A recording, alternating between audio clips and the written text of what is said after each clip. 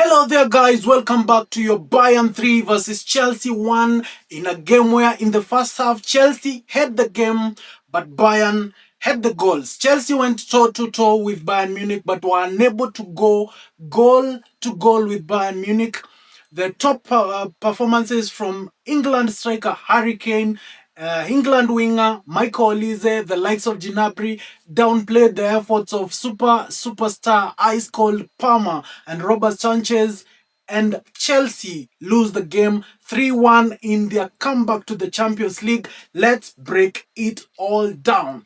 And as I always say, guys, these are the kind of games that we need to have a community as Chelsea fans to discuss which step is remaining for us to get to that pinnacle of European football. Now, if you want to be part of this community, feel free to subscribe. Now, let's look at this game as a whole. Now, in the first half, Chelsea started pretty strong with a compact possession. As I said in my match preview, Chelsea needed to win this game through defensive compactness with Reece James in midfield.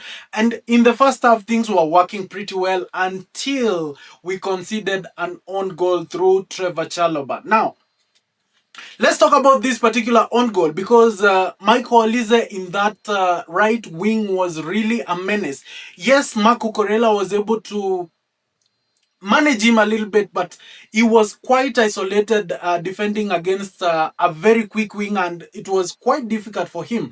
Even when he was able to prevent shots and crosses, Michael Olise somehow managed to put in diagonal crosses across the goal line between Robert Sánchez and the defensive line. And remember, the Chelsea defensive line was a little bit up there and held compact so that to put the Bayern attackers offside. And that is where we ended up conceding the first goal, because when Michael Olise crosses that ball, it goes through in between the legs of Tosin Adarabioyo, and then Trevor Chalobah is next to Tosin, and of course he expected Tosin to clear that ball, but now the ball has crossed in between the legs of Tosin, and there is a Bayern Munich player behind Trevor Chalobah who is pushing him towards goal, and unfortunately the ball hits his leg and it's in the back of the net, and Chelsea are already 1-0 down.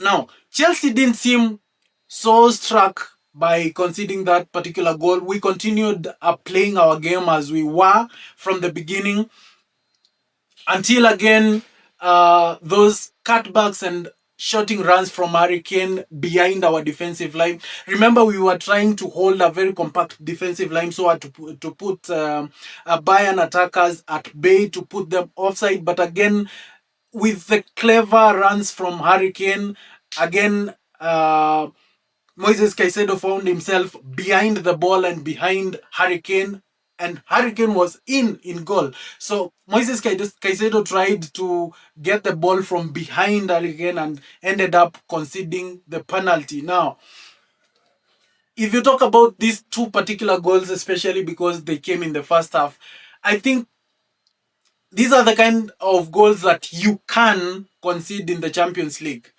Of course, you want to defend well and be able to remain compact in the Champions League and not concede chances. But against a Bayern Munich team that is extremely fluid, it is very difficult to avoid conceding this kind of chances. But now, Cole Palmer decided to lift up the team. He got the ball, ran around a few yards, maybe 10-20 yards, passed the ball to Malo Gusto. Malo Gusto passed it back, and Cole Palmer finished that goal in a fantastic way. And we thought now, when we are ending the first half, having got one goal back, we thought, yeah, second half is going to be a Chelsea game.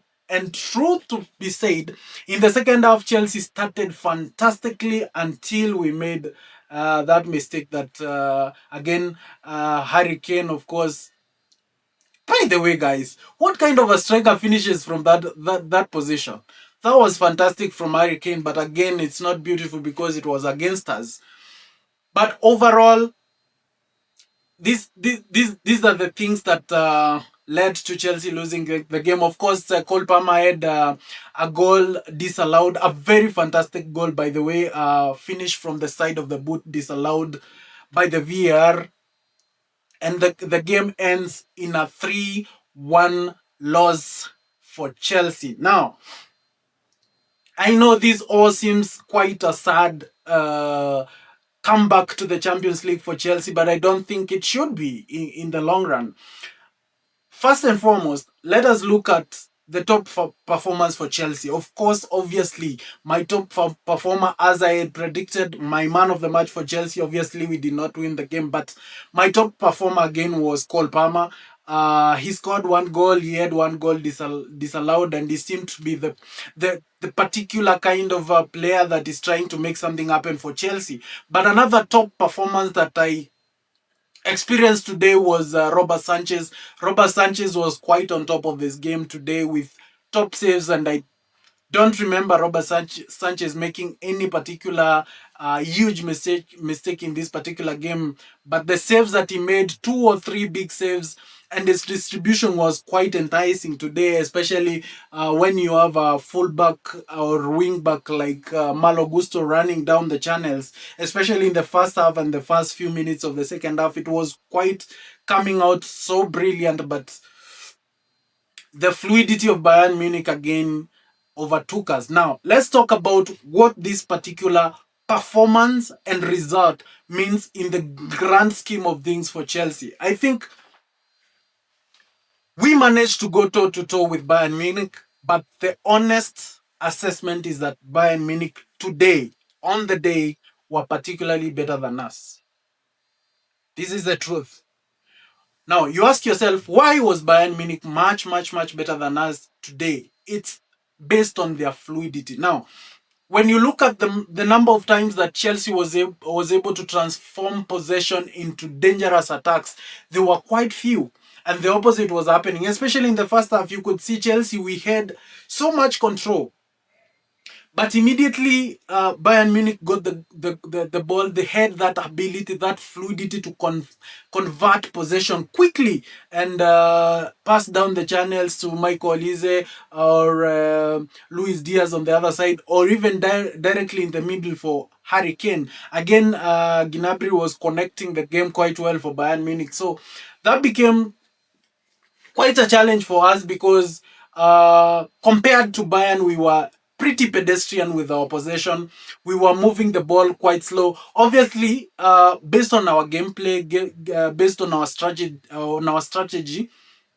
of course, remaining compact and everything, this kind of style of play usually works because we keep the ball, the ball, and we create 1 or 2 huge chances which we score from them.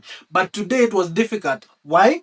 Because number one, we were playing against a team that was quite fluid and fast on the ball, so they do not need to have the ball for so long for them to create something substantial. So every time we lost the ball in our half, it quickly turned into a dangerous attack.